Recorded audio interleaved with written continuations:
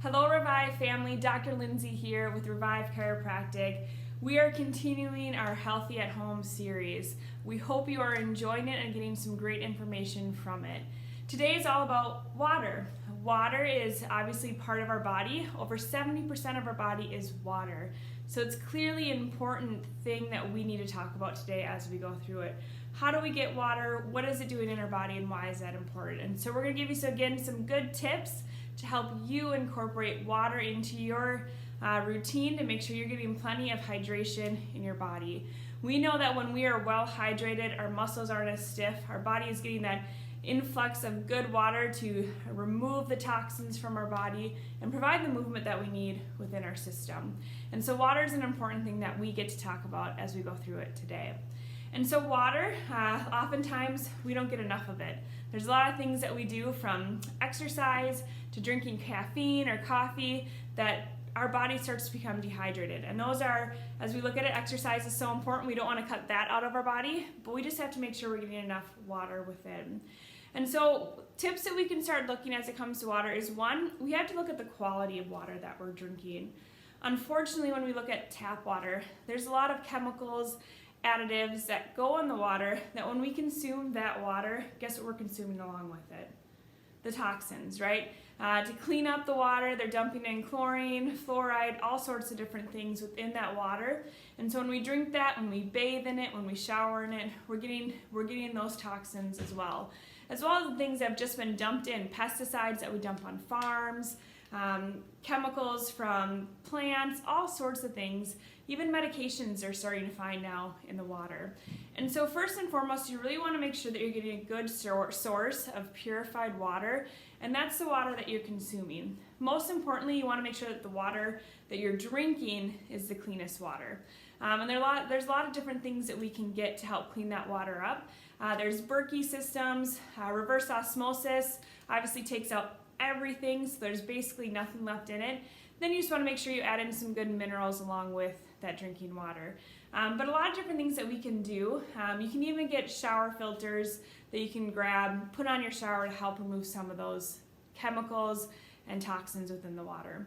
But number one thing we want to look at is, when we are drinking water, we need to make sure that it's a good source of purified water. I've even seen at Cub Foods, for example, they have a place where you can take your jugs of water and fill it up with some good reverse osmosis water. So it is available to you. And the great news is that water is relatively inexpensive. So that's great. So look at the quality of the water that you're drinking. Two, a great way to help increase the amount of water that you're getting within your system is starting your day with a glass of water and ending it with a glass of water. Getting in that routine again, it's really important that when we wake up, the first thing that hits our lips is water. So often we hear, the first thing is coffee. Unfortunately, when we drink coffee, it dehydrates the body. So if you have a cup of coffee, now you need to drink 2 cups of water in order to catch up. So really starting and ending your day with a good glass of quality water helps you get in that routine again. Oftentimes I hear people say that they have to get up in the middle of the night too often, and if that's you, even just shooting for a little bit earlier start for that last day glass of water is a great routine as well. Another great thing is having that water source with you all the time. So carrying a water bottle with you. If the water is not there next to you, you're not taking it to the store, taking it to work, taking it to the gym, you will not drink it as often. So really making sure that you have a water bottle next to you everywhere you go. It is your BFF, your best friend, as we'll say. Everywhere you go, you have that with you. I know for us doctors here, if we don't have our water bottle, we feel like we're missing something, right? Because that's how used to it we are, that routine for us of having that water bottle with us. I also find that even when I'm adjusting patients, if I take the top off the water bottle, I'm more likely to get more water in, because when the top's on there, it's just an extra step. It seems silly, but for some reason that holds true. So really just making sure that it's easy to get to it, easy to drink, and that allows you to get more water throughout. If you find that you're at work and it's just go, go, go, go, go, another great tip would be setting a timer. Set a timer to remind yourself to drink your water.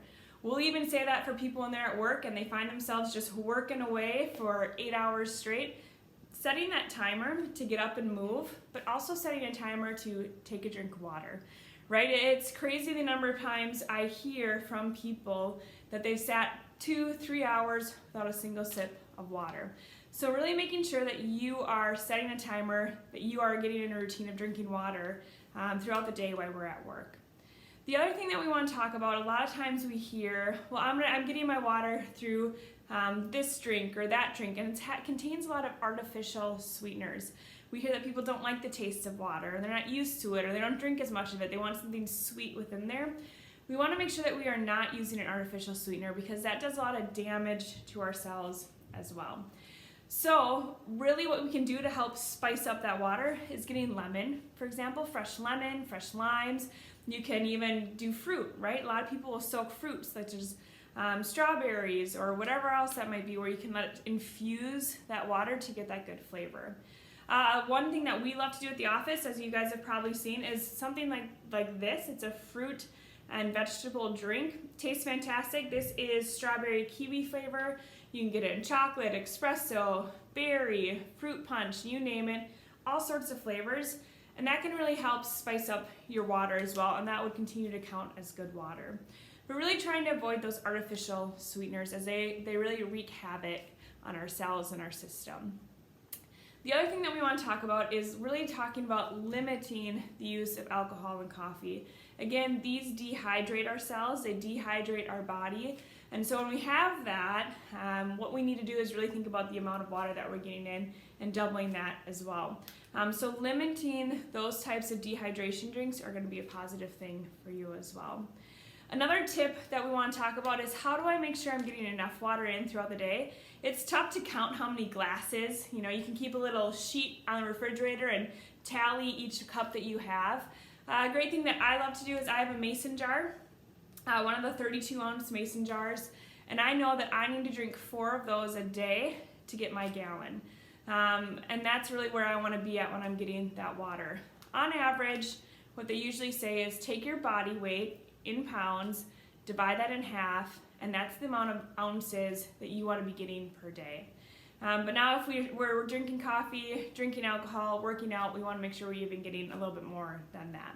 So for me personally, I just like to get about a gallon. It feels like that's where my body needs to be. And the best way I do it is I just know that I have 4 of my big mason jars a day.